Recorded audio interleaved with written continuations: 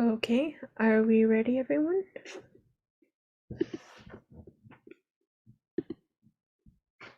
I am.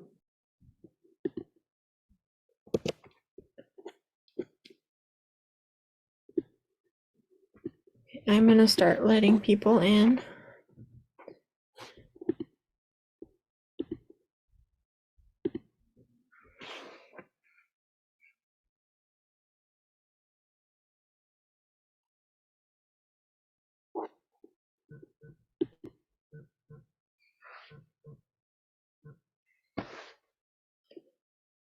Good afternoon, everyone, and welcome to our CDC Health Equity and Community Rebuilding Training. Please introduce yourselves in the chat.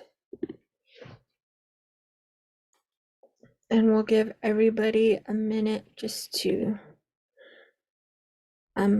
introduce yourselves in the chat and log in. I'm still admitting. Really excited.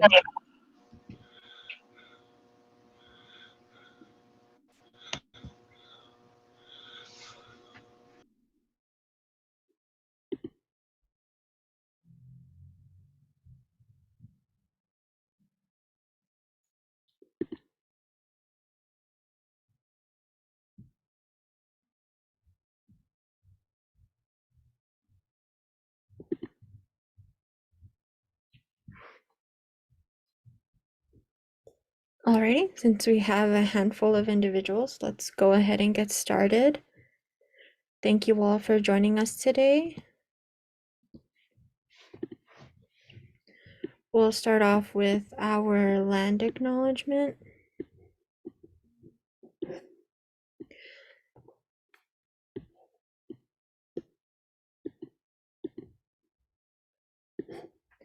The New Mexico Alliance of Health Councils humbly recognizes and acknowledges we are on unceded territory and ancestral lands of the original peoples of New Mexico's Pueblos, Apache Nations, and the Navajo Nation. Together, we acknowledge the history of genocide, dispossession, colonization, and ongoing systemic inequities while strengthening and respecting relationships with Indigenous peoples. We give thanks to the past, present, and future stewards of this land and respect all tribal nations' sovereignty. In offering this land acknowledgement, we affirm Indigenous resiliency, self-determination, and self-governance of New Mexico's tribes and nations who are still here today.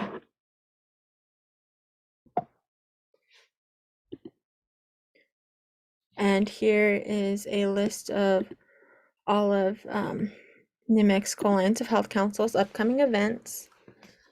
So I'll give you guys a few seconds to look them over and save them in your calendar.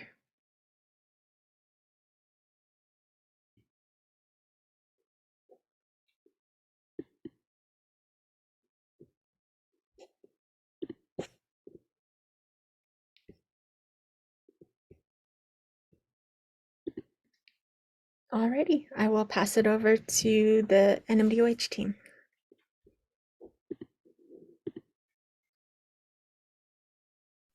Okay, welcome everyone. I'm Valentina with the Northeast Region Health Promotion Program. Thank you again for joining us today for session 7, Developing Your Action Plan. Today's session is a continuation from the series of training offered for the CDC Health Equity Community Building grantees. Session 6 covered root causes.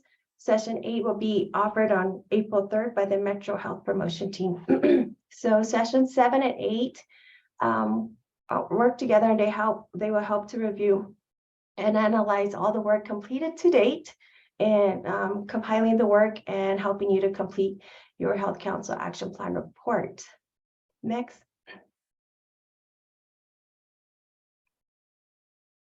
Okay, here's our agenda for today.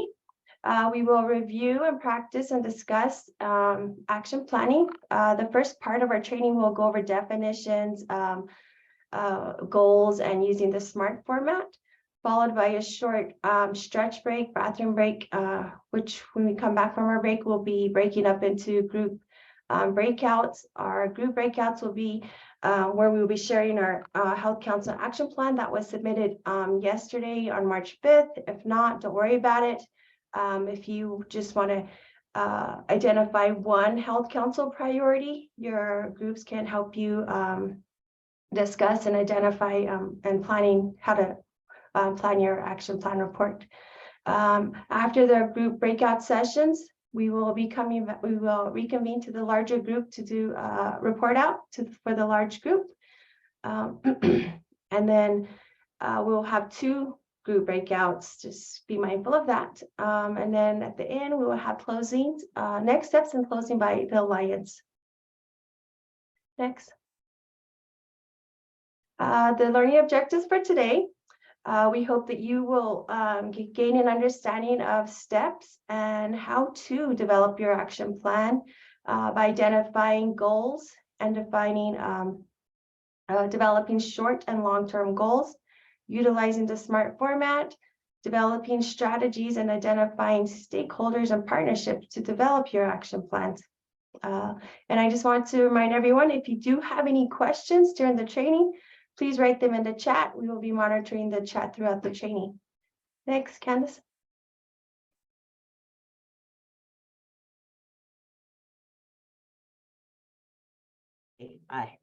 It'd be helpful if I unmuted. Okay, rookie mistake, sorry. Welcome everybody to our training today. We are the Northeast Region Health Promotion Team. We were fortunate enough to finally all meet in person in Las Vegas just shy of 2 weeks ago, and we took this lovely picture. So if I could introduce everyone to, from left to right, we have Nicole Romero. She's a health promotion specialist, along with Valentina White and myself, Candace Wilhite Quiroga. Next to me is Heather Burnham, and she is our health promotion coordinator. And then we have Jeremy Espinoza, who's our community health epidemiologist. And of course, on the far right is our fearless leader, Amy Sandoval, and she is our health promotion program manager. Amy? Thanks, Candace, for that. Before we jump into our training today, we're going to just have fun with a little bit of an icebreaker. We've established a scenario here and want each of you to just imagine that you are asked to make a birthday cake for your grandmother's 100th birthday party that is taking place this coming weekend, March 11th. There will be 75 people in attendance, and you are given $200 each. So for this exercise, we have some questions here, and we can interact. You can either unmute yourself by raising your hand first, or just typing in the chat what your response would be to some of these questions. Because now that we've been given this task, there's a whole lot of questions that we have in terms of how to make a birthday cake by this coming Saturday, right? So what exactly do you want to do? What type of cake will you make? How much time will you need to make this happen? Do you have the ability to take on this task alone, or will you involve others? What ingredients will you need? Will you have enough money? When will you accomplish this task by? So we're just going to give it, like 20 to 30 seconds. If you guys want to just type in, just have fun with it, right? This is hypothetical. How would you respond to some of these questions if you were given this task today?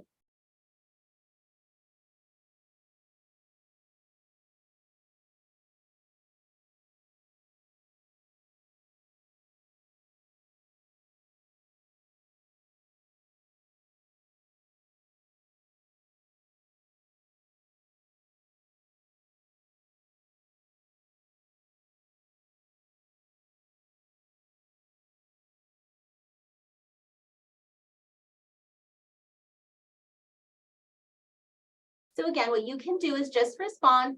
What kind of cake do you guys want to make? What would you do? Doreen, you would make the cakes in half and done at the last minute. We have folks talking about looking at the cost of ingredients. That's important, right? What kind of ingredients are we using? Make a cupcake. Ooh, a cupcake cake with 80 cupcakes. I would need at least 2 extra people. Mary, that sounds like fun. And you're like a bit of a mathematician too. That's awesome. Shelly will need help. I believe Shay says, I believe I would have to involve others, and with the financial constraints, I would have to make it from scratch. That's ideal, right? You're going to make it yourself as opposed to purchasing a cake. Laura, I would make cupcakes instead of a cake. I would make my grandmother's favorite. Aw. Lots of mini cakes of different flavors. So Heather would offer variety. Cupcakes, ask the family to help. Purchase affordable ingredients. Would make my grandmother an ice cream cake. This would be done overnight. Cost would include ice cream, sprinkles, and nuts. That sounds delicious. You could tell it's after lunch, right? And we need some dessert in our lives. Berry, cheesecake, 3 days alone. Cream, ooh, Barry's got all the ingredients loaded for us here. Nice. Family, ask family for help to cater it to the best bakery and have, Michelle's gonna ask her sister to pay. What are you gonna do with your $200, Michelle? Do it early and freeze it to make decorating easier. That's ideal as well. And Shelly likes the cupcake idea. All right, so thank you guys for, yes. We have a raised hand from Althea. Yes. Althea, you want to unmute yourself? Yes. Yeah, so what I was thinking was getting family and friends involved and seeing what my grandmother would like as her cake. And then just asking for assistance and making sure that everything's covered, from decorations to food items to cake items to anything that we need that would make it a lot easier. And then like sending out the invitations and so forth, or just making it a surprise party and gather all family and friends and make it a potluck. That's a good idea too. So be mindful again, and this is just part of the exercise, right? Our task is only to make a cake. So when we think about all of these other pictures, we have to prioritize, right? What we're doing, and based on our resources to be able to reach our end goal, which would be to have a cake completed by March 11th. So part of this exercise is really to show that in our everyday lives, there's always some opportunity to plan, right? There's so many different approaches that we would take, and so many things like what we've just discussed to take into consideration. But we have to keep in mind that we have one goal that we're all working towards. And right now, we're all working toward, as community health councils, the priorities that we've selected yesterday for our March 5th deadline. So before we jump into that, let's go ahead and go to the next slide to talk about why we're doing this. So I just want to pause for a minute and step back to talk about the functions of our health councils in the state of New Mexico. I know I'm probably preaching to the choir, but it's important that we review this again. And that's that New Mexico is only one of 8 states nationally with a centralized statewide health department. So in New Mexico, we have, I call it our mothership, right? We're Department of Health, we're centralized, whereas you have some other states that have local county health departments. In those local county health departments, those entities are responsible for the comprehensive community planning of their communities in addressing health issues and priorities that they're facing. Here in New Mexico, our county and tribe health councils play such a key role in our New Mexico's public health infrastructure. Health councils are responsible for community-based assessments, planning, and action at the local level.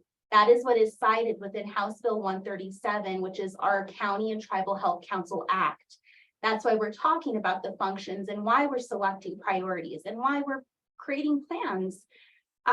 This type of comprehensive community planning is fundamental in supporting the New Mexico Department of Health to improve health outcomes for all people in New Mexico. So the reason why health councils are going through this process at this point in time is because our department is also in the process of updating what we call our State Health Improvement Plan, our SHIP. And your local plans that you're creating based on the priorities, the health priorities that you've selected, will then inform our State Health Improvement Plan, as our secretary is pulling together our state's priorities in conjunction with the governor's office.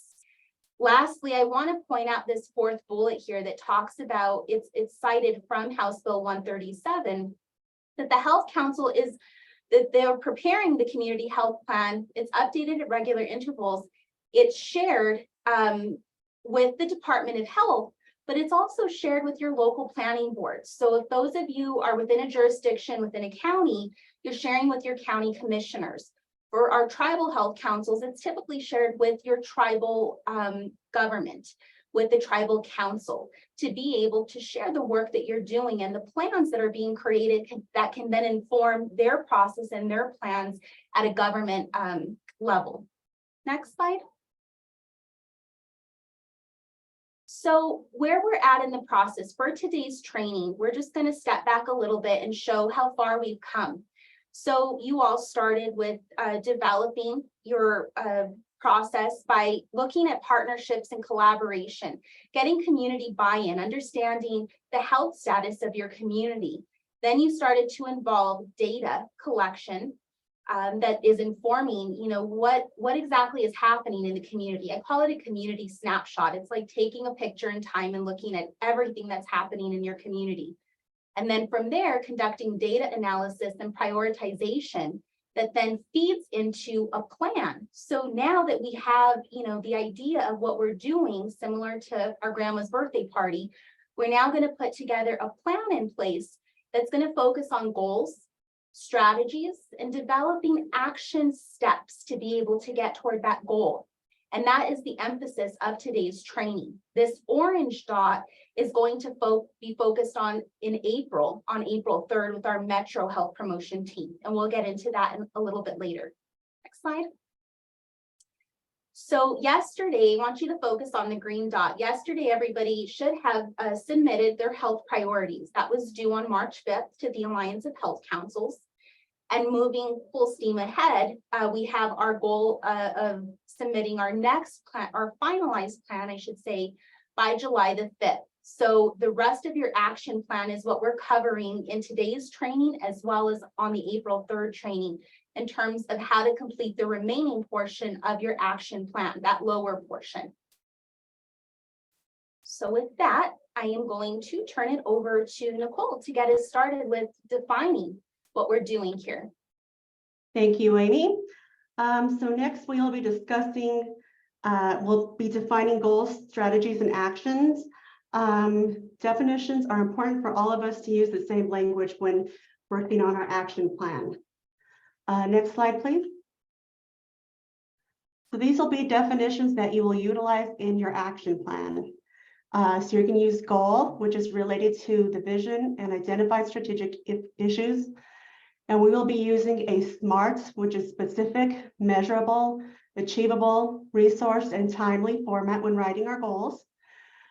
Strategy is a general approach to use to address the goal and the community achieve its vision. Strategies can be related to upstream, midstream, or downstream approaches and tactics. And finally, we have actions, which reflect the implementation details by considering concrete steps that need to be taken, the resources and the patterns that we need to be involved, and the proposed timeline. Next slide, please. So now we will be discussing short-term versus long-term goals. So a short-term goal is one thing that you can do that moves you closer to your long-term goal. It's a series of short-term goals that can help you take you into your long-term goal. For example, add one additional monthly food distribution event in Mora County by July 2023. And another example of a short-term goal is create a workforce re-entry plan with the Colfax County employers and educational institutes by the end of 2023. And so a long-term goal defines what overall change you want to make. It is your overall objective. Long-term goals are often related to outcomes and impacts. For example, by 2025, reduce the number of households in Nambe Pueblo classified as food insecure by 3%. So next we will be moving to Heather. Thank you. Thanks, Nicole. Hello, everybody. Good afternoon. My name is Heather Burnham. Just to repeat what Candace said earlier, I'm the Health Promotions Coordinator for the Northeast region, and I'll be reviewing SMART goals, which if you haven't heard are fantastic. So just to run through them in case, of course, you haven't heard them, the S stands for specific. So in this case, what exactly is it that you want to do? Calling out the specific elements that you would invoke and involve in order to achieve the goal that you want to pursue. The M stands for measurable. Usually there's a number involved in this, but this is how you know whether or not it's happened. So it's a particular metric maybe, or a number of people reached. There's like a quantifiable component to putting together the SMART goal. The A is achievable. So is it within your wheelhouse to be able to accomplish? Is this a bit of a stretch and you're actually a goal, or is this something that you would do regularly and is not really causing you to stretch very much? And maybe by calling out its achievable qualities, you're able to determine whether or not this is something that you can feasibly accomplish with the resources that you have. Resource, as I just sort of alluded to. Now this is a highly contentious issue, because R could mean several things to several different people. When I first learned about SMART goals, I knew about relevant, but I've also heard reasonable, and in this case, resourced. The reason that we've switched to resourced is that relevant and reasonable have a lot of overlap with achievable, depending on how people are defining it, but by no means consider this like an exclusionary, you have to be resourced if you're using our SMART goal. Like, please consider that there's value in all of them, and maybe one just sort of resonates with you a little more. But in this case, by looking at resources, you're able to see that whether or not you have all the things on board to be able to achieve whatever goal you're searching for. So do you have the people or the time and the assets all together to be able to accomplish this thing that you want to do? Or is, as we did with grandmother's birthday cake, a desire of like, well, I'm great at making a cake, but I can't decorate at all, so I'm going to need help. Or I could probably do a cake for 25 people, but 75 people, I just need to involve more resources. So it's definitely a component to think of as you're putting together the goal to help you achieve the thing that you want to do. And lastly, T stands for timely or time bound. This is really what makes your aspiration from a dream into a goal. Like, it sets it within a particular time, a timeline that helps you to think about what are the components that I need to pull together, and when do I need to start having these things sort of coalesce. Next slide.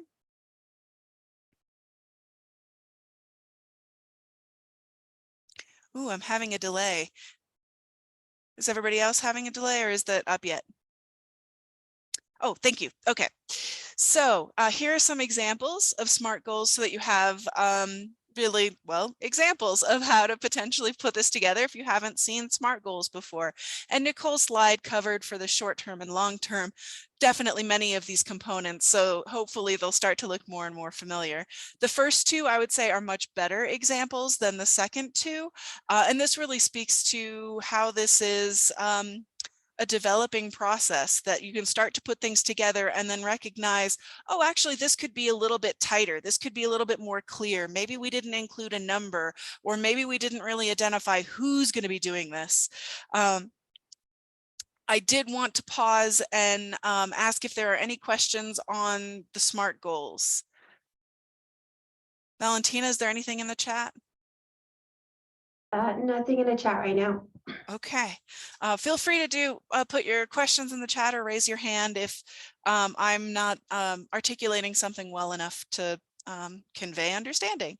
So the first two examples are Mora Health Council will coordinate one national prescription take-back event for one community in Mora County by the end of the 2023 fiscal year. What I really like about this one is that it identifies who's going to do it. It's the Mora Health Council. What are they going to do? They're coordinating a national prescription take-back event, where they're doing it, so sort of the who, what, when, where, and why kind of things. And they're going to do it by the end of the 2023 fiscal year. So for the state fiscal year, that would be June 30th. However, as I'm specifying state fiscal year, there's also a federal fiscal year. So there's opportunity even in this one to be more specific. You get the measurable component because it's a take back event. It's a thing that happens. It's certainly achievable, and they probably have the resources to put that together, and of course timely by the end of the fiscal year. The second one, by the end of November 2023, the Northeast Region Health Promotion Team will enroll at least 700 participants residing in the Northeast region in the Senior Farmers Market Program. So again, we've got, oh, I've got a question. How do the events need to be completed before the completed chip is submitted? I don't believe the chip, the events need to be completed before you identify what your health improvement components are, but I will defer to my colleagues if I answer that question correctly from the chat.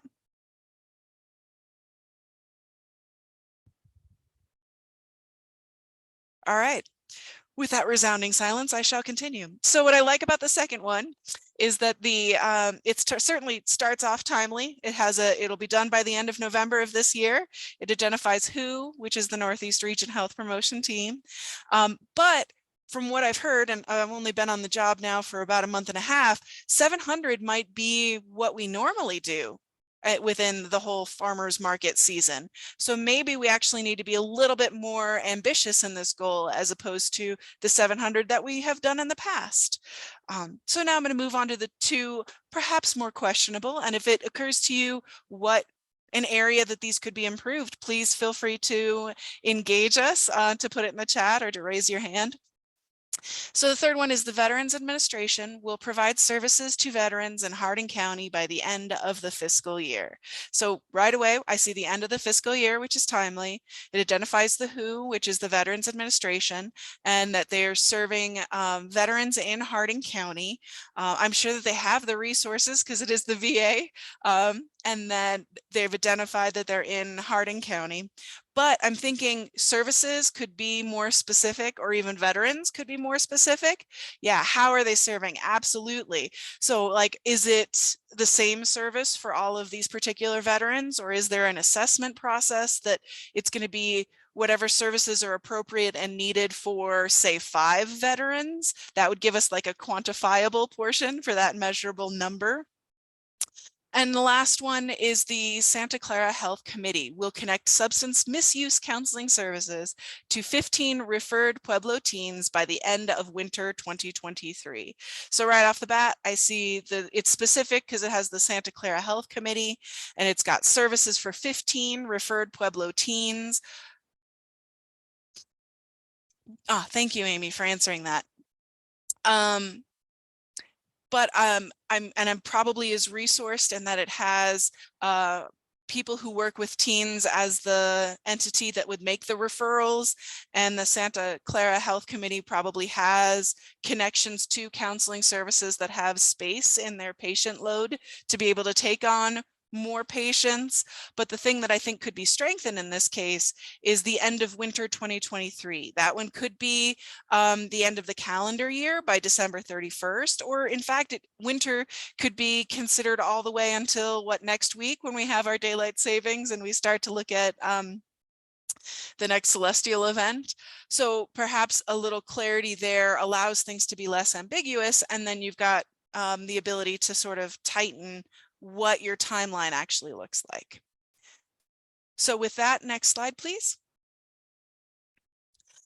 I wanted to encourage you all to think of, much like grandmother's cake, something that you want to accomplish in your own life. It doesn't have to be work related. It can be something that you might be passionate about. I'm going to take a moment here to literally a minute to write down your goal and explore using this SMART formula. And then after that, I would invite you to share the ones that you've come up with.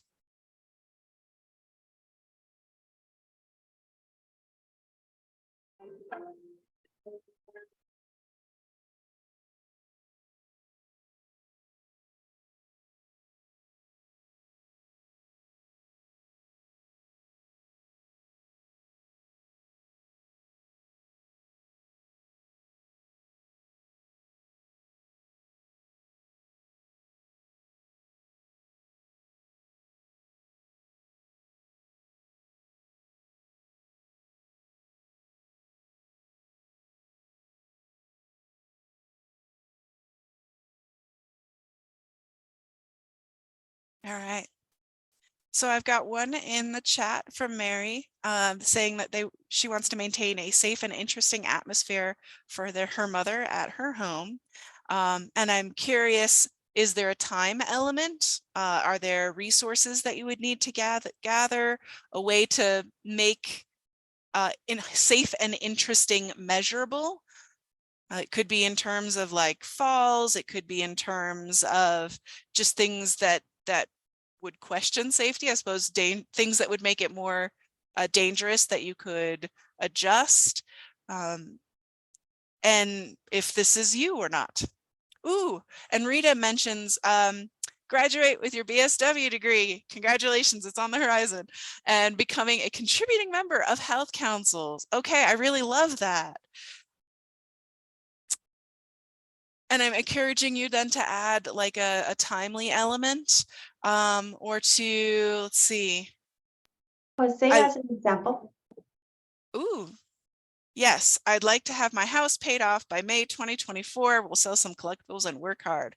Oh, I love it. I love that you're identifying the things that you have that would be useful resources. It's totally achievable. You've got a deadline on it.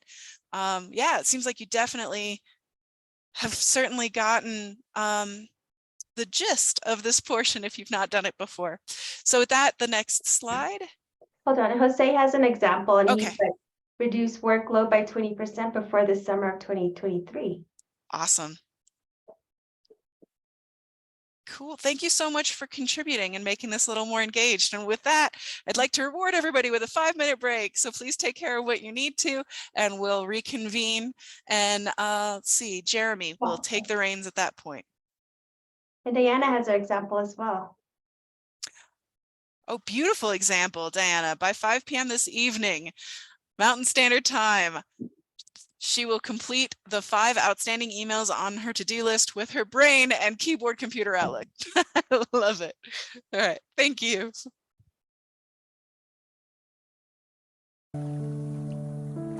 It does wonders for the brain. And that is, I've seen that listed as a best practice somewhere. Thank you for the example, Diana. Just wanted to interject and say thank you for sharing that, Diana, because I think you're right. You know, a lot of the time when we set goals, especially if it's not something that we're desiring in a sense, it's good to kind of hype ourselves up, right? Or incentivize ourselves by saying, utilizing that kind of vocabulary, completed, or something to aim for that does make you feel good about yourself. I like that a lot. We have Anna who has her hand raised as well. Go ahead, Anna. Yeah, thanks, you guys. Anna Horner with the Health Equity Council in Bernalillo County. I guess I'm not sure if this question is better asked now or if it should have been asked during the goals statement, and I apologize for the background music. But I'm curious, in some of the goals they were referring to, for example, like the Veterans Association and other entities that are not the health councils. Those may have just been for example purposes. But I'm kind of curious as we move into action planning, how we take what is outlined in our CHIP as, I mean, these are community-wide, health planning efforts, and then begin to create goals and actions for entities that are kind of outside of the health council's jurisdiction, so to speak. I have a feeling you're going to say that this is a community-wide effort and you're going to work with partners and you're going to talk with those partners and they're going to identify what their goals are and then you're going to write them up for us to see. And I think that's real beautiful in theory. I just have not ever had success telling another organization what to do or asking them to write a goal down for the health council. I think nonprofits as is oftentimes have a hard time finding time and space to identify goals and strategies and actions. I think it's a great exercise, but I just want to try and ground this in the reality a little bit. So any Any helpful thoughts on that?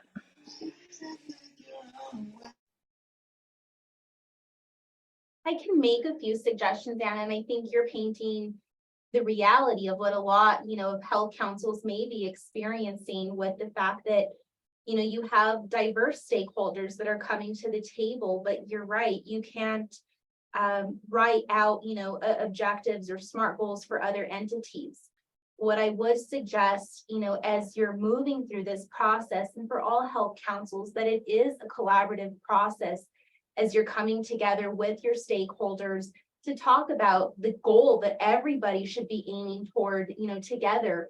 If they need to have separate dialogue or conversations with their organizations, then that's the time for them to take from your health council meeting an action item away to have those conversations with their organizations, and then come back to the table and let you all know how they're going to support the health council in achieving this goal from their perspective. Because you're right, there really isn't a hierarchy or an org chart within a health council when it comes to relating with other organizations. That would be my best suggestion in terms of utilizing, effective meetings when you're coming together as a health council, and collaborating, coordinating with other entities. I don't know, I'm open to hearing from others if you have other suggestions in terms of how you might approach this. And I see Doreen's hand. Do you want, go ahead. Sure, Doreen. thanks, Amy. And I really liked Amy's slide that has the CHIP process alongside with community-based participatory action and research. And so I think that goes in line. What's been working for me is having like one-on-one conversations with people and saying, we really want your input. Like, and as this is an iterative process, like I can't dictate what kind of training I want to offer people unless I speak with them and hear their needs. And then I can kind of like make it unique to what the community wants. So they really like given the opportunity to give their input and then showing how you implemented their ideas into the plan moving forward. And so I think I've had luck because it makes them feel good to be listened to, and then you're following through by showing it with making revisions or doing what you can with your plan. That was my 2 cents. Thanks.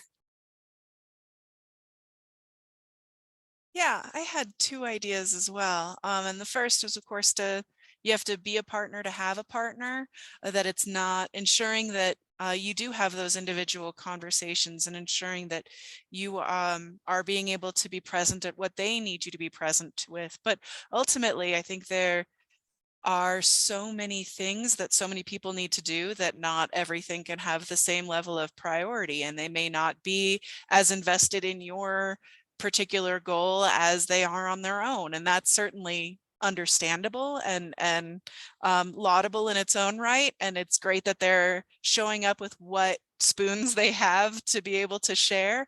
And I think there's a realm that depending on the partner, there could be sort of an acclimatizing process of like, what readiness level are they engaging with you and how could you potentially raise that? And looking at raising readiness levels usually is things about educating, things about and appreciating different resources, but there's whole other resources on how to raise readiness levels within a coalition. Even when you're a fledgling entity and you're getting strangers together, how do you develop that really cohesive working team where they can and they absolutely are willing to jump in and help you and actually do more effort than be a passive member.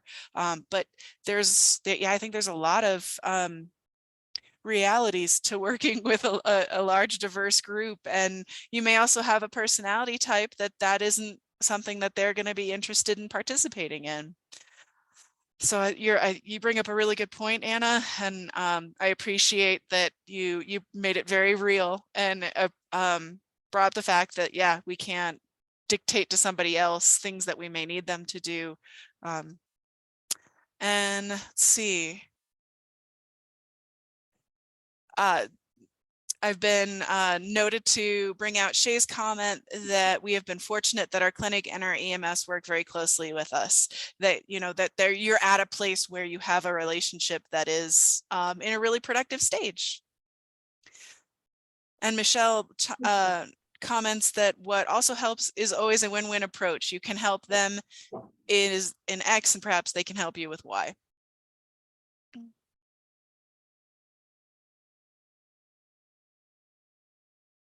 Anna, does that help answer, I guess, some of your questions, or at least I appreciate the dialogue and being open, you know, to the reality of your partners that are coming to the table and the situation that you're in, you know, leading a health council or being in this respective place of collaborating with others who, you know, so it takes a lot of communication and glue to hold things get together, but you know, the initial approach of just being able to listen to one another and to assess readiness is also really critical. Does that help you, Anna, before we move forward? Yeah, thanks for checking in, Amy. It's I appreciate the dialogue. I appreciate the comments. I appreciate Diana Good's comment.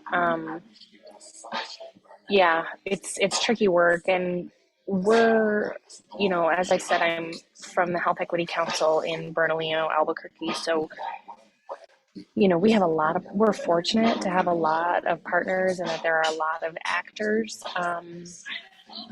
acting toward public health and health equity. And it can sometimes feel really overwhelming to figure out, you know, how to get all of the actors on the same page and, you know, even kind of identifying and sharing their own goals.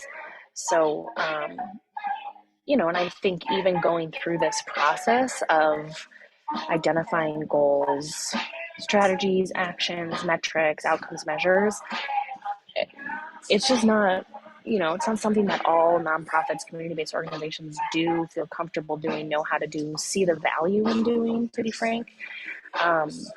So yeah, I really appreciate the dialogue. And yeah, thank you. Thank you, Anna. Okay, let's go ahead and move forward. Jeremy.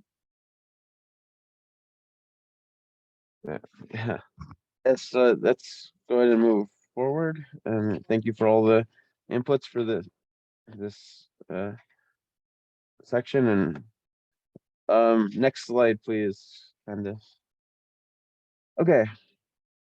So action planning, we're gonna go over the action plan, and here we have the components of or the parts that make up a successful action plan. The first three is the goal based on data that's been gathered beforehand. Action steps with target dates. Resources, stakeholders. We're going to be going into this into more detail going forward. Then also metrics and measurable outcomes impact. I just want to make a note here that these two sections of an action plan will be gone over April 3rd during session 8 by the Albuquerque Metro Health Priority Team during that training. Next slide. Okay. So here we have the screenshot of the action plan, which your teams should have already submitted on March 5th. Once again, we can see here the 3 goals that are highlighted within here. These are the items we're addressing today. List the goals of listing out the short-term and long-term goals from step 2. The action steps, what are the steps that need to be implemented to achieve these goals? And resources and key stakeholders. Once again, thinking back to the SMART goal build as to what falls under what. So we can move to the next slide. I have some examples here of just some hypothetical goals. For example, if your health priority team is the health priority area is the mental health of older adults. Look at some examples of some short-term goals. By June 2023, creating a list of at least 5 opportunities for older adults to connect socially. June 2024, distribute print and electronic information to older adults to raise awareness of these opportunities that are being set up for social connection within the community. And some examples of some long-term goals.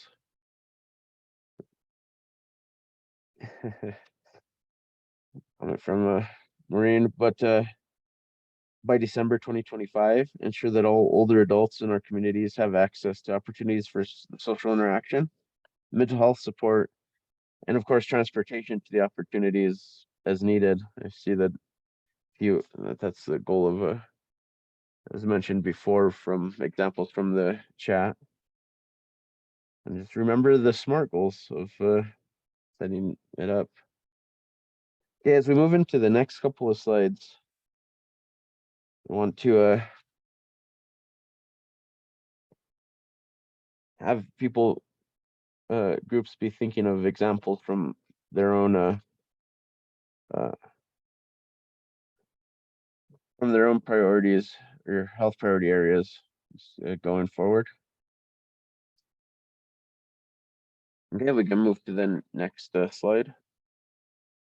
Continuation of some examples of the actions of goals. Here's the action steps.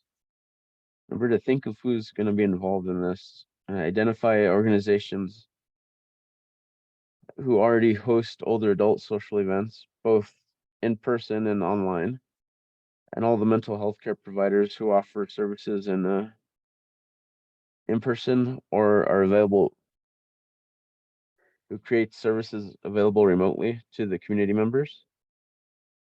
July 2023. Identifying gaps in social events and mental health support and finding service providers to fill those gaps. Gonna have a time goal of by October 2023. And identifying transportation options for elders by December 2023. Having memorandums of understanding or memorandums of agreement in place with the service providers that have been chosen as part of the setting up the action steps by March 2024. First distribution of flyers with a schedule of activities and options for access by both, handing out the flyers by hand and providing them electronically to all community members by May 2024. Next slide. Okay, and here I have a sort of an extended list of resources and key stakeholders for the action steps that we went over in the previous slides.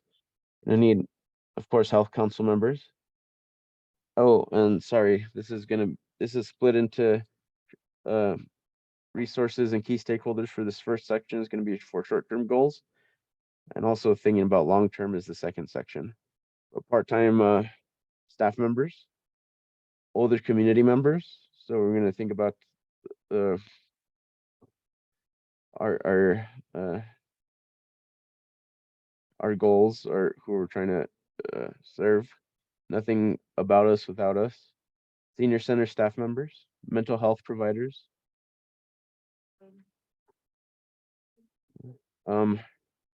Adults daycare, adults day out activity leaders and program directors, funders, technology support people. Of course, for remote access to the programs, we need to keep in mind sometimes things go wrong and we need to be able to address those technical difficulties. Volunteer community members to distribute the information. Again, the long-term goals: funding, transportation, supplies to create electronic and print materials, etc. I believe we had some chat. Okay, so I want everyone to think about some examples of resources or key stakeholders that your groups have identified. If you want to volunteer some examples within, unmute or raise your hand or put it in the chat.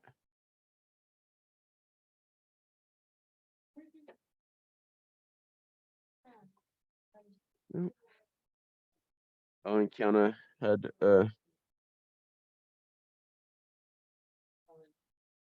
referring to this the step 2 and also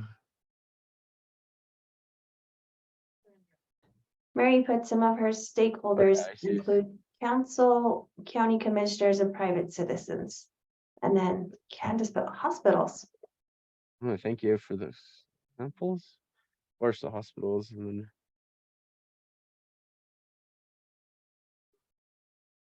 I just keep thinking about it because we'll be addressing some of these during the breakout sessions coming up. Oh, here's some more local hospitals, RNs, of course, the EMS Bureau. Amy Also- also has her hands up. Oh, I'm sorry, Amy. No, that's you wanna- okay. I was still pondering, you know, what Anna had brought up, and just going back to the previous slide on 20. When you're talking about your action steps, you might also want to take into consideration, you know, having a specific action step for some of those partners that you're trying to engage, Anna, like a sub goal of your goal, or, you know, just identifying an action item for them to take away, you know, that's not in relation to the larger goal, but supports getting to that larger goal. Does that make sense? So part of the dialogue as you're creating these action steps, you know, if your partners, you know, need to take specific information back to their organization to have a dialogue or discussion, then maybe they can come back prepared with an action step to support you in reaching that larger goal. That might also support what Diana had mentioned earlier about those internal SMART goals to be able to support. So I just wanted to share that as another alternative to support with what you had brought up. And Shay put in the comment that they found a close partnership with the hospice care in Albuquerque. So another good partnership.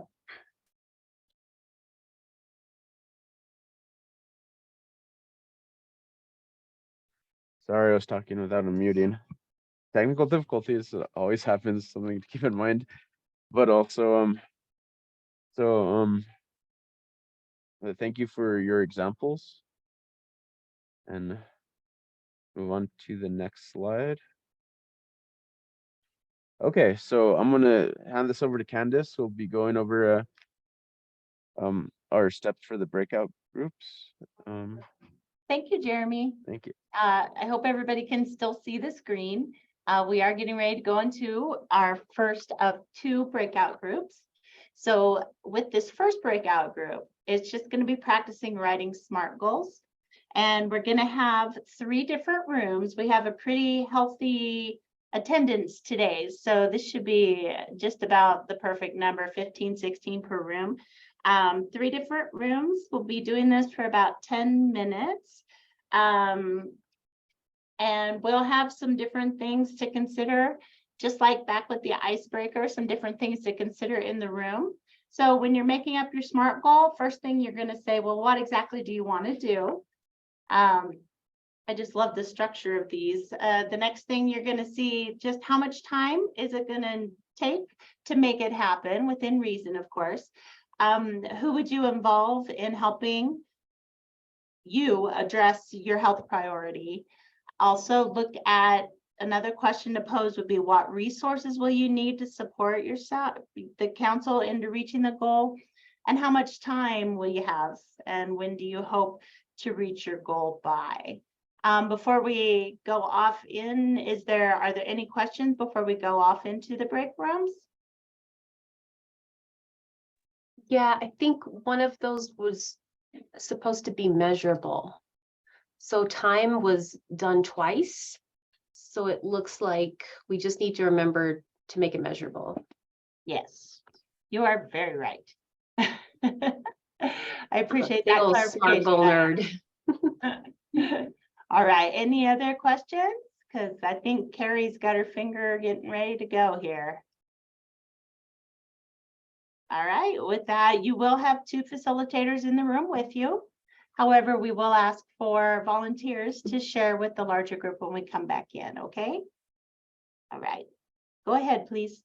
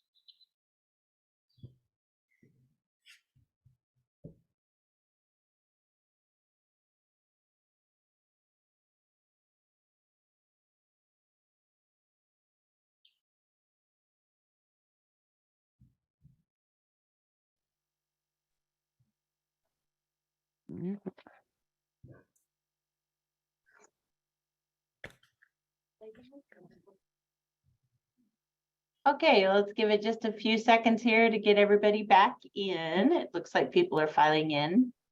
Looks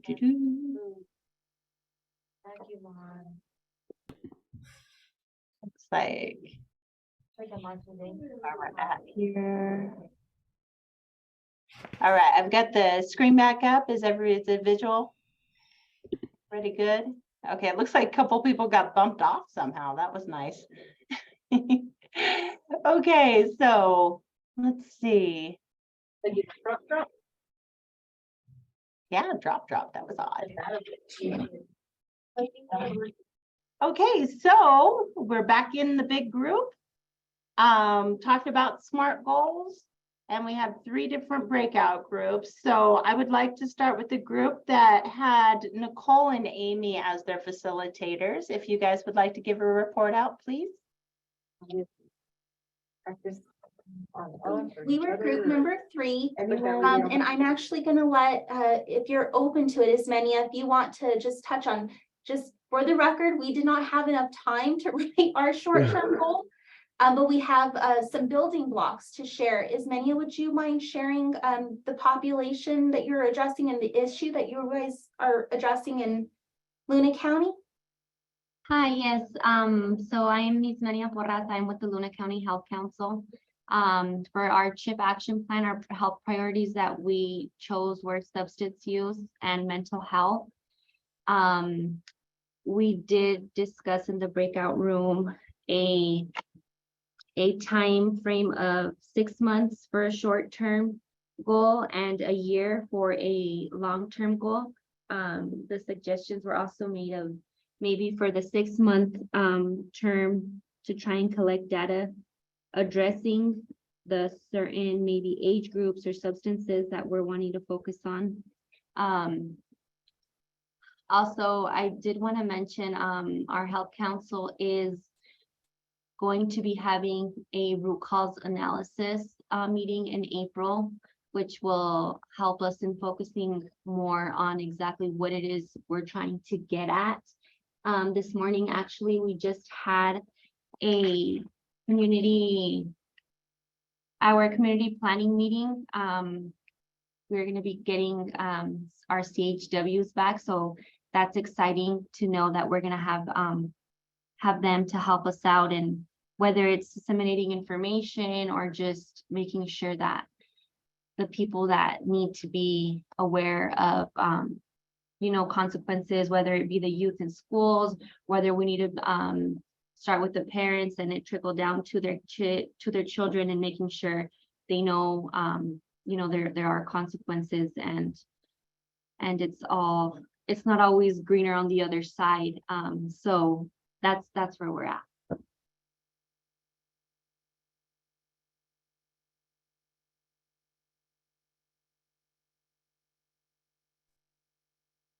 Great, thank you, Ismenia.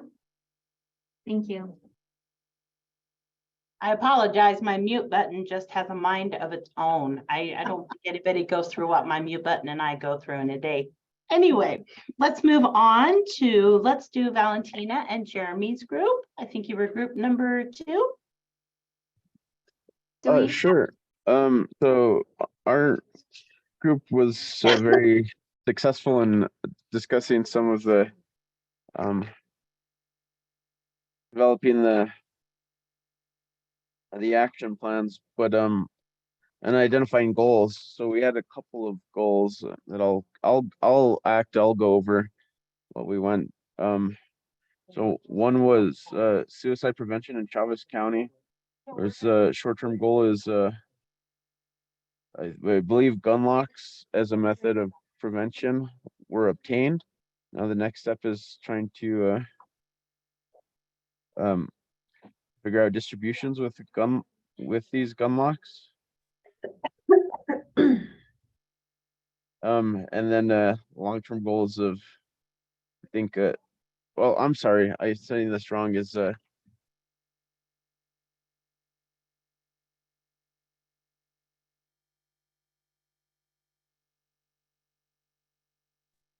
Jeremy, it's Joanna. I'll help you out. Travis County's, what we talked about, and it was just real brief. As Jeremy said, the suicide prevention by firearms is our goal, our focus, and the long-term goal, we would like to decrease the percent of suicides, but at this point, I have a number yet, because the group would have to help, decide on that. That's what we discussed on my area, and then we had another area. Jeremy, it was your council, right, that you had mentioned some items. Unfortunately, it looks like Santa Fe has frozen at the main headquarters, so we can, there they are. Okay, I see somebody blinking. We're back on track here. Let's see where Jeremy might be. So our second discussion was over data for cross state lines. So that was our other conversation on how to obtain data, how to write our SMART goals. How do we write our SMART goals without even knowing the data of how many of our New Mexico residents are receiving services in other states? And not only does that happen in the South West, but up in all over. We go to Colorado, Texas, Arizona to receive additional services. So that was the other conversation we did. I think a lot of our health councils for group 2 had identified their priority. We are going to be looking at doing their action plan, identifying activities for their action plan. Great. Well, thank you, Valentina. Yeah, I'm sorry. I got disconnected from it. I didn't know what happened. I just cut out. So I guess I'll mute and we can move forward. I'm sorry about that. I don't know what happened. Everything disappeared. Technical That's difficulties okay. It is. always happen. That's right. All right. And then we were group 1. That was Heather and Candace. So we heard from Brenda, Shelley, and I did not catch the name for LCCHC. But go ahead, Heather, if you want to do a summary, or Sure. one of them would like to report out. Either way. Well, I have requested that Shelley would tell us about what she had come up with in terms of putting together a SMART goal, and that I will assist to pull out those pieces. Unless Shelley dropped are you there? Yeah, I could not get it unmuted. Probably a good thing. So again, like I explained to our group, I kind of jumped the gun on this because I thought we were supposed to start this when the second year started. So anyway, I did it backwards. So I wanted to work with, and I had discussed this with our health council and everything. We do have a local hospital and it can stabilize patients, and then generally those patients need to be transferred out to other facilities for definitive care. And because we depend on volunteer EMTs, we can't always get that done. Also, there are some times where our patients need a higher level of care than our local service can provide. But I know that we have folks who are RNs, but they got their start in medicine by being EMTs, and they have maintained those licenses.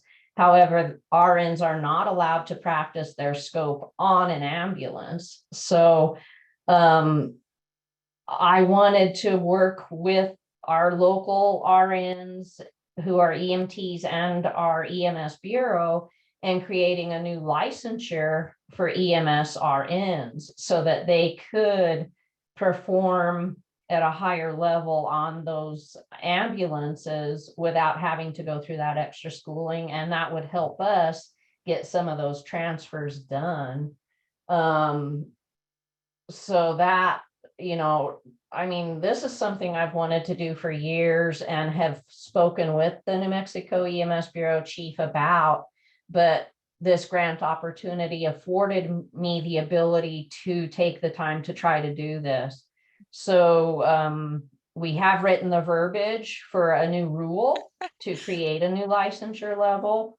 And that's kind of where we're at right now. And we did, the data gathering was done by one of our EMS RNs or a potential EMS RN who works for the hospital, so that we were able to get all that local data and everything to support following through with this. But long-term goal, I'm hoping that we do see that EMS RN license statewide, so that folks can take the opportunity to utilize that and potentially offer that higher level of care in our rural areas in New Mexico.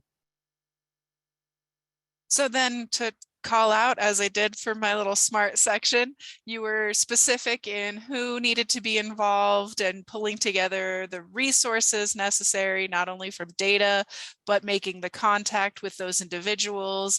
You had the actual measurable component as far as making this an actual rule that is then going to be incorporated from the bureau chief, and had that endorsement. And of course, that's in process now. Thank you. Thank you. You're very welcome. Thank you.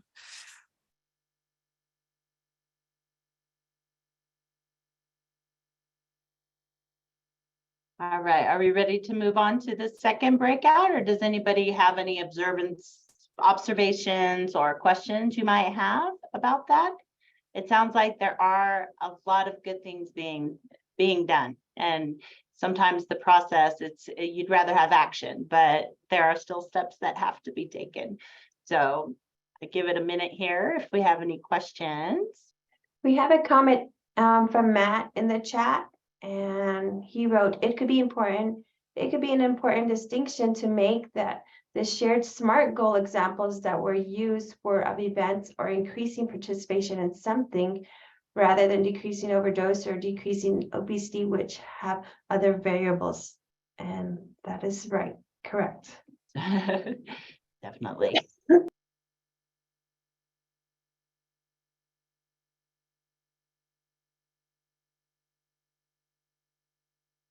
And then there is a comment from Diana, and it said, to Matt's point, in next month's session, we will dive deeper into the functions of a large community vision and appropriate metric versus detailed action planning and the interventions level. SMART goals are very helpful at the agency and program level. And that is an excellent comment as well, Diana. Thank you for that.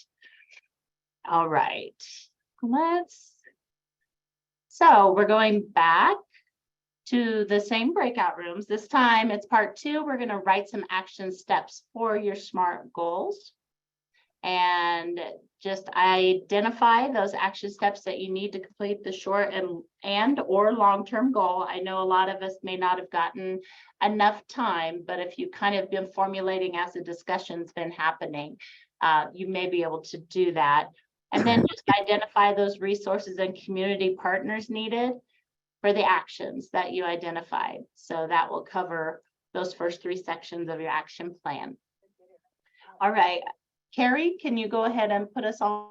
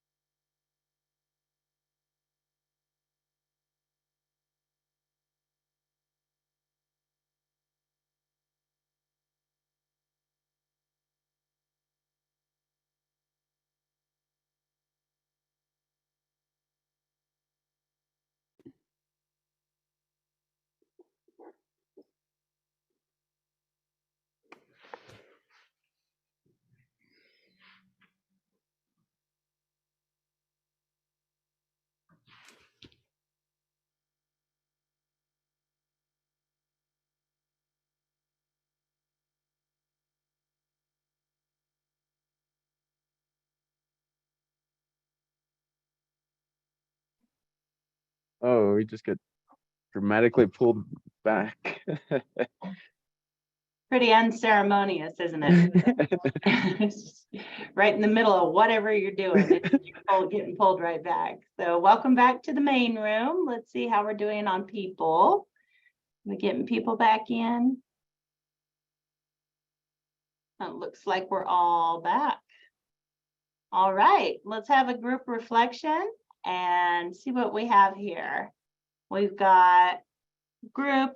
Who did I pick on first last time? I picked on group 3 first. So I'll pick on group 1 this time. Valentina and Jeremy, you want to go first this time, please?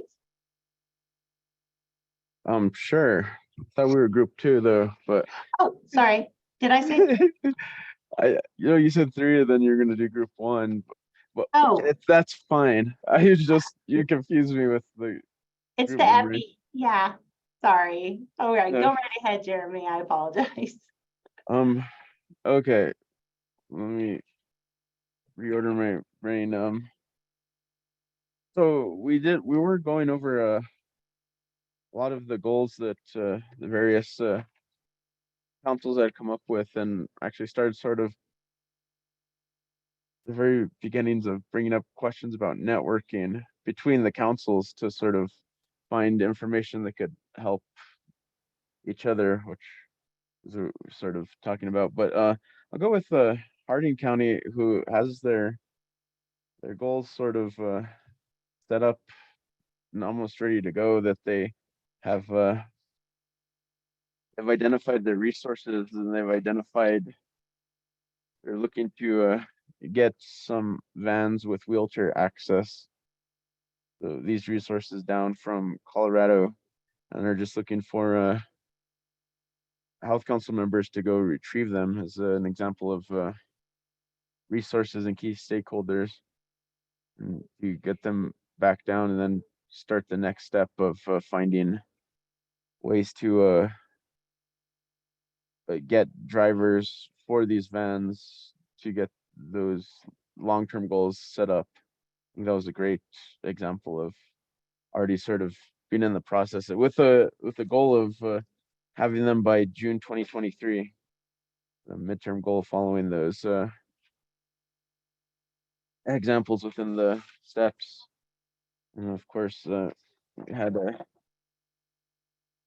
some of the goals with substance abuse and mental health goals within the other health councils.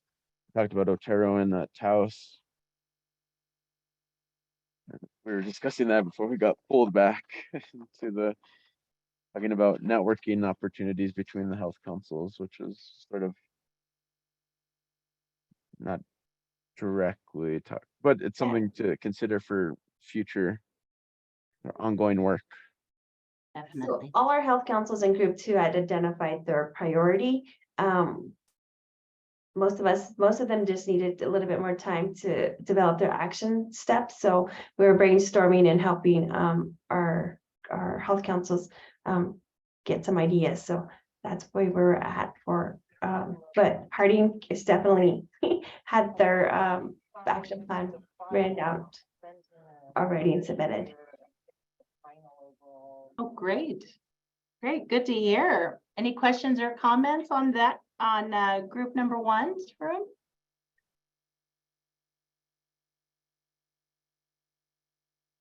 All righty, let's go ahead with Nicole and Amy. You guys were room number 3, correct? Yes, I can count, yay. All right, go right ahead. Okay, so we were talking with Isminia, and let's see, I have my notes here all spread out, and Mary, about substance misuse there in, was it Luna County? Am I correct? Yes, and Isminia, Mary, is there anything you want to say about your 1-year goal?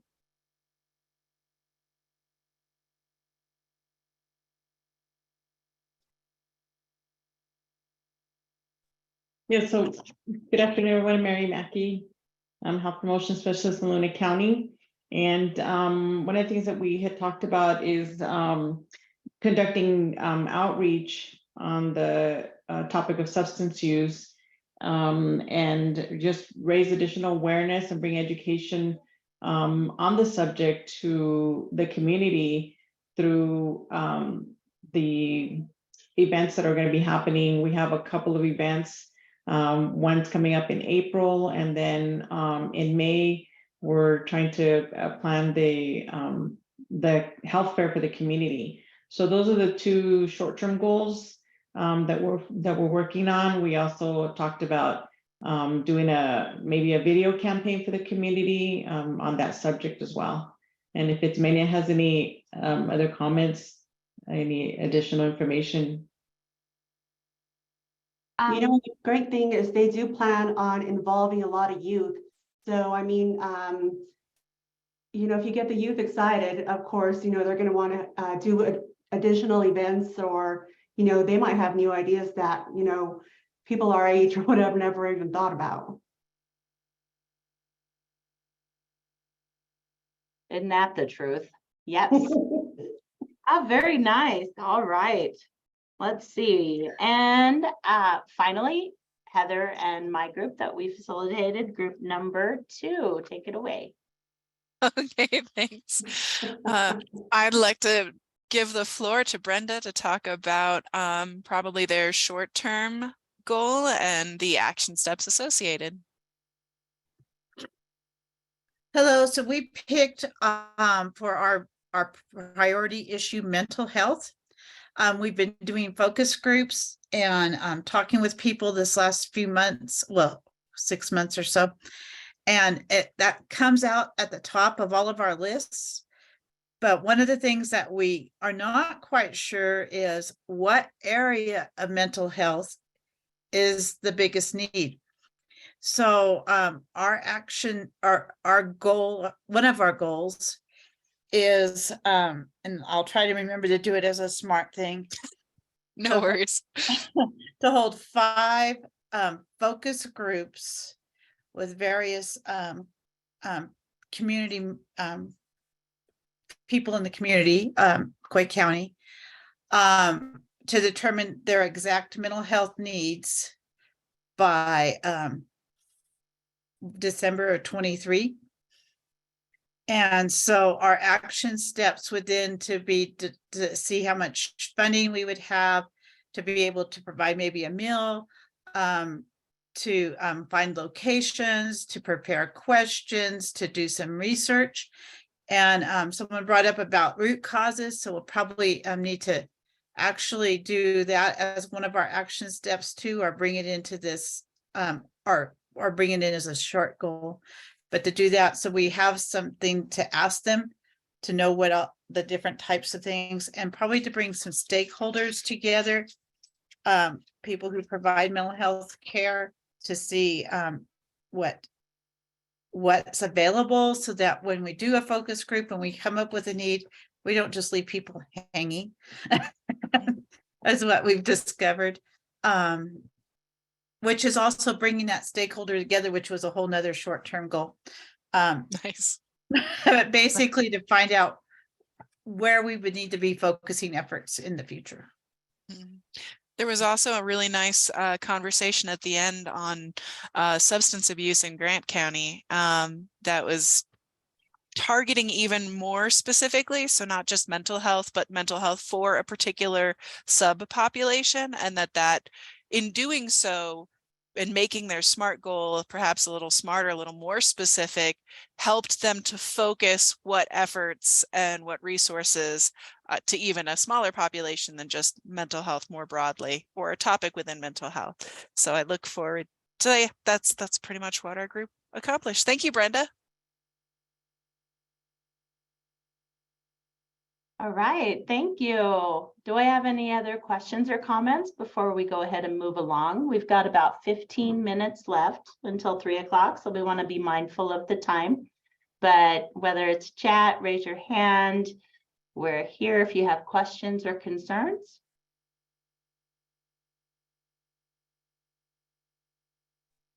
I just want to let folks know that that form, the template, is not limiting you. So you can add extra columns and rows if you need.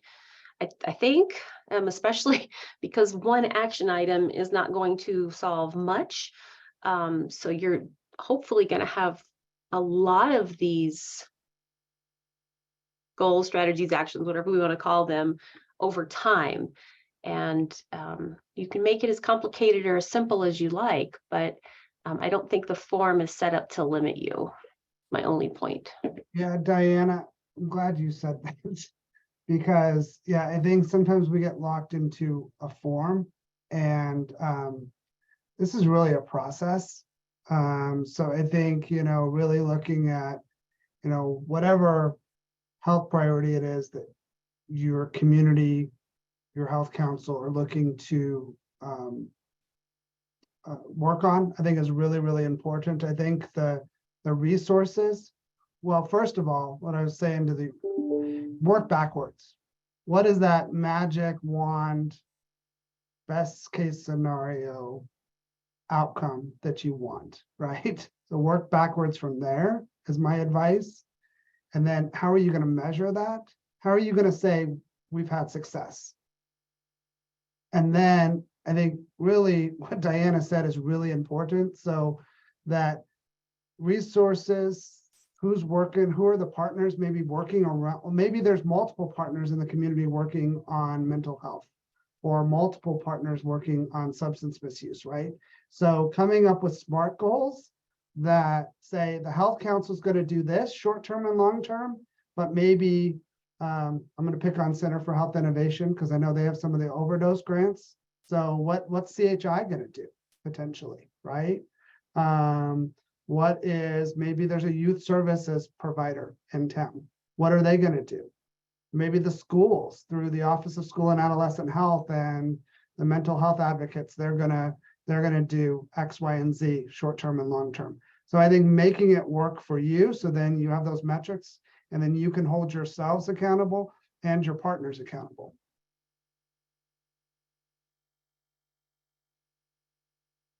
Great comments from everyone. And Amy? Yeah, thanks, Candace, and thank you, both Diana and John for that input. Going back to our icebreaker, the purpose behind, giving you all that scenario is there's so many different ways to approach one task, right? And so the action plan that you all are working from is what's been provided to you all, obviously for reporting reasons. But as Diana and John, mentioned, you have to be able to amend, this document to fit your needs. Yes, you have to complete it for reporting, mechanisms, but, work with your health council to look at other areas that you may want to expand on. As Diana said, to be, as simple or, as more intrinsic as possible in terms of addressing certain things. We all have different approaches, and when you involve multiple people in your planning process, it becomes a little bit more complicated. It's not as straightforward, and it's important, to have that collaborative process and dialogue as you're working through completing these different columns. So I want to just wrap things up with the 10 minutes that we have left, to just highlight again, you all are familiar with what's in front of you, this action plan template. The circled areas, again, the goals, action steps, resources, and key stakeholders. This is what we've emphasized for you today as part of your training, how to set a SMART goal, how to identify action steps, and then looking at the resources and key stakeholders that are needed to support you in reaching those goals. Next slide. When we move into April, the Metro Health Promotion team, they will be focusing on the last two columns of this action plan. And that is centered on metrics as well as measurable outcomes and impact. So when you're done with your April training, you'll have all of the tools that you need to be able to help support you with compiling information for these 5 specific columns to submit as your report on July the 5th. Next slide. So I just wanted to close out with some next steps for you all. It's really critical, whoever is here today, if you're representing your health council, please take this information back to your health council. I think what we found out today is it's really critical to involve others in the dialogue of this conversation, right? Especially as you're setting SMART goals and partners are going to be involved in terms of what their role is going to be in helping you address that short-term or long-term goal. Take this information back to be able to start this conversation in identifying, your short-term and long-term goals. Who's, going to be at the table to support you, all of your stakeholders? Are there additional resources that are needed? And then again, what are the action steps to get there? Everybody needs to have buy-in into this process to be on the same page. I greatly appreciate, the comments that Anna made today, because it's the reality of what a lot of you are dealing with. And how do you set a goal, with partners whose organizations might or might not agree with what you're doing? So it's important to start these conversations as these plans are being put together, as opposed to an after the fact.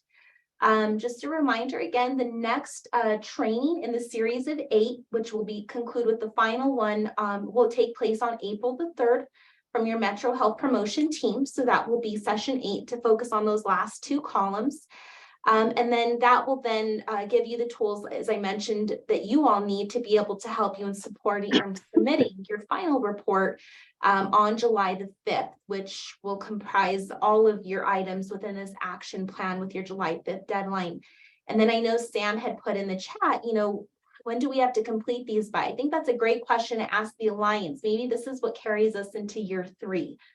Because you can see, the planning process takes a significant amount of time, especially when you're taking all of these components into consideration. And then once you have your plan in place, it's lights, camera, action. You get to implement, what you've set out to do.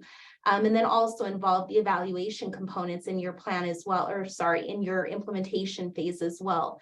So next slide. I want to just pause and ask if there's any questions. You guys can raise your hand and we'll call on you, or you can just type them in the chat. And while you're doing that, I just want to remind everybody that your regional health promotion teams are here to support you with this process. We have been asked to lead these trainings to support you and give you guidance and information to help you as you're moving through your CHIP and CHA process.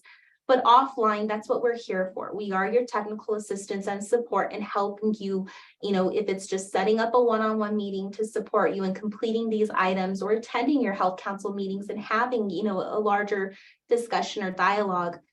We are here for you. And I just wanted to throw that out as an additional resource. We do have a question in the chat from Shay. The Alliance could probably answer that. Actually, they just answered it in chat. So thank you guys. Yes, but for everyone else, the announcements or the slides will be available in a few days within our announcements and also on our website. And Carrie, I think this would be a good time too to say, please go back, please go to the Alliance website. The tools, past presentations are there. I don't know about you all, I joke that I slept since then. So we forget these tools, or we're doing a training, or we're having a discussion, right? So you're able to go back to and watch these presentations from past presentations, and tools and the slides and stuff are there. So, because I use them all the time and I think they're great. So great references. So I just wanted to thank the Alliance for that. Yeah, I have Emily. a question. Sorry, I don't know how to raise my hand, like my virtual hand. But I also really appreciate, all the assistance you all are providing. And I'll just ask a quick question that I had asked in our breakout group. It was so great to hear just like even what the priority areas are of other communities, even if they're like across the state. So I wonder, is there a way that anytime soonish, like even in a draft way, we'll be able to learn what the different priority areas are of the different health councils? So as we're planning and as we're doing the different like resource exploration, we could be even connecting one-on-one or by topic area. I think that's a great idea, Emily. I'll leave that question to the Alliance. Carrie and Kiana, will there be something sent out by the Alliance that shows, all of the priorities from across our state? I would support with collaboration and further dialogue with one another. don't know if Kiana's still on. Something that we can take back to, I know my counterparts will meet with the core team, and that's something that we can discuss as well to offer as an additional resource to you all, because it's great that you all can learn from one another. Well, I was gonna say, you know, and it's not all about the Alliance either. So one of the things that I'll be doing here in the Southwest region, so I mean, just an idea, is as we get the priorities in, I really think it's gonna be important to know, you know, how many are working on substance misuse. I'm seeing substance misuse and mental health come up a lot, right? So then I think as we're working through this process, and then of course, all of this in theory, right, is going to feed into that state health improvement plan, right? And our hope is to have that state health improvement plan by the end of this fiscal year is what I'm hearing. So sometime around May or June is what I'm hearing right now. So, because I think that's going to drive. So I've been out working with the health promotion team, and we've been facilitating discussions. I think it's really important to look at what our neighbors are doing. Because if we can, practice sharing resources, collective impact, and learn from our partners and our neighbors, I think that's really, really important. So anyway, just some thought, but I want you all to embrace this as it's a process, okay? It's not perfect. It's a process. It's a journey, and we're getting there. And this is really fun, but as I told Heather, I said I was one of those nerds that really like this stuff. So anyway, thanks. Right. So without further ado, I'm going to turn it over to the Alliance. I want to thank them for allowing us to share this presentation with you all today, and to just say thank you, for your collaboration and supporting this process across our state. Without further ado, I'll turn it over to Valeria or Kiana or Carrie. Actually, Brenda had a question in the chat. Oh, yeah. Maybe they asked, how far out can we set our long-term goals for? Can it be for 2 years? To answer your question, Brenda, yeah, it can be as long as you need it to be. As John just mentioned, there's no perfect process in doing this. And a lot of it is dependent on your health council. A lot of it, honestly, can also be dependent on funding, if I'm going to be honest, in terms of how long you're going to have funding for whatever task it is that you're completing. If you have a grant from SAMHSA that is going to, be for the next 3 years, then maybe that's your long-term goal. If there's other funding sources, you're able to leverage from other areas for sustainability, then maybe you can extend it out to 5 or 6 years. It's dependent upon, your health council and where you all are currently at. From our example earlier, grandma's birthday is this coming Saturday. So we have such a short timeline to turn this over. If we were planning for next year, our process would be a little bit longer. It's just dependent on each situation. I hope that answers your question, Brenda. And Brenda, one more thing too, and for everyone too, we know funding is hot and heavy, and funding did not go, right now, we're all kind of, funding's a hot topic, right? I think part of this exercise too, as you guys are working on this, I think understanding who's doing what and who might have funding that is maybe in your community working on what particular priority it is. So then, we can leverage and we can also, share capacity, share resources, whether it's financial or personnel or whatever. So I think really looking at, understanding who's doing what with what resources, whether it's financial or human resources, I think is going to be really important while we're all working on this as well.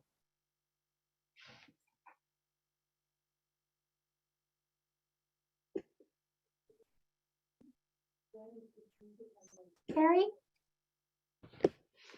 Yes, and I'm not sure if you noticed in the chat, Valeria had actually responded to the question you asked, saying that we will compile the data and highlight the health priorities.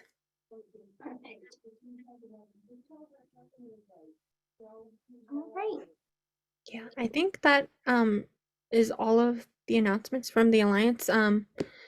I don't know if Val has any other announcements to share. I'll open it up to her. Yeah, thank you, Carrie, and thank you. Oh, I didn't realize my thing was off. Greetings, everybody. Great to be here with all of you. Absolutely, to John's point, learning about how we can best collaborate, how can we best identify local resources, particularly in funding, given this year, what our capacity, scalability is, particularly for health councils, because, right, that kind of development needs to be realistic in support of health councils and centric to health councils. So the tools that you have provided today, Department of Health regional team, is applicable and actionable. And I really appreciate the SMARTS goal, particularly with the resource indicator, because that's really going to ground the conversation around what is realistic now in the short term that can build towards the long-term success for and in support of health councils across the board. And so the Alliance is very much committed to leveraging health councils, obviously in all aspects. And that data aggregation to in and around health priorities will definitely be shared. And a goal that I have in support of health councils is to have these data profiles accessible to health councils for their various needs, whether it's advocacy, resource development, fundraising, metrics, evaluation, so on and so forth. Lots to say about all of that, but thank you for this time to chime in and to be here with all of you. Back to you, Amy, or regional team. Thank you.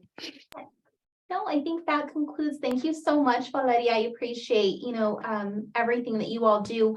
And thank you to all of our health councils for participating today. You guys have a great rest of your day, and we'll see you all again on April 3rd. Bye. Bye. Thank you.